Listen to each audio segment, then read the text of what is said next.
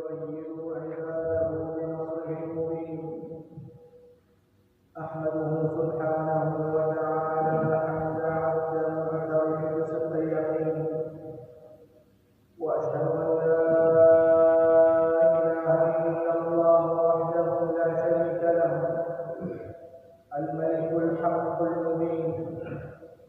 وأشهد أن سيدنا ونبينا محمدا عبد الله ورسوله الصادق الوعد الأمين. اللهم صل وسلم وبارك على سيدنا محمد وعلى آله وصحبه أجمعين وعلى من تبعهم بإحسان إلى يوم الدين.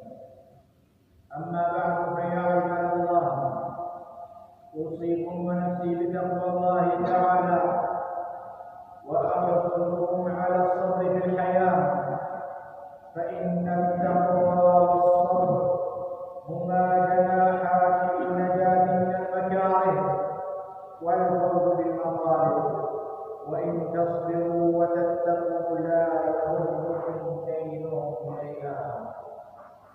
أيها المسلمون، يقول ربنا تبارك وتعالى في كتابه العزيز: وما النصر إلا من عند الله العزيز الحكيم. النصر أيها الكرام بيد الله وحده. ألم تسمعوا قوله سبحانه: بل الله مولاكم وهو خير الناصرين. سبحانه هو ولينا وهو ناصرنا، فنعم المولى ونعم النصير.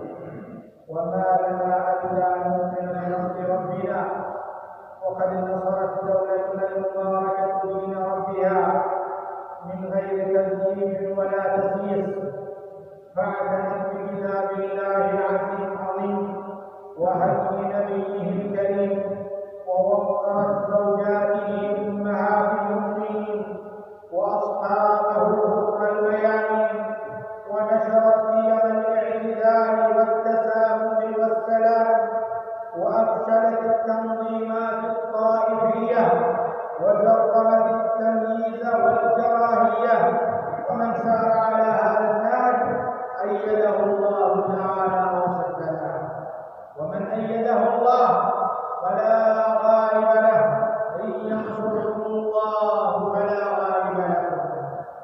أيها الكرام، إن بلادنا الغالية دولة الإمارات حرسها الله، هيأ الله لها أسباب نصرها، فأحكمت الاستعداد واستوفت العدة والعتاد، ورفعت جاهزية قواتنا المسلحة حماة الوطن الأبطال، عاملة بقول رسول الله صلى الله عليه وسلم: المؤمن القوي خير وأحب إلى الله من المؤمن الضعيف. فكان التوفيق حليفها والنجاح دأبها، فأضحت سماء الإمارات درعا متينا وقلعة حصينا، قصدها العدو بقدره فوجدها ملئت حرسا شديدا وجندا عتيدا يرد كيده في نحره، ويهدي أرضها وجوها وبحرها من شره.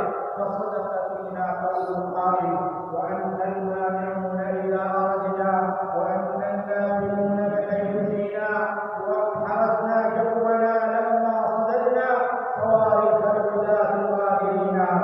فنحنا نسأل الوهاب نصرا، وإن الله ناصرنا يقينا. لقد من الله علينا بقيادة مخلصة حكيمة تعرف مدى وكيف تكون سلما لمن سالمها، وعصية على من حاربها، تقود الوطن على علم وبصيرة، يصدق فيها قوله تعالى: من المؤمنين رجال صدقوا ما عاهدوا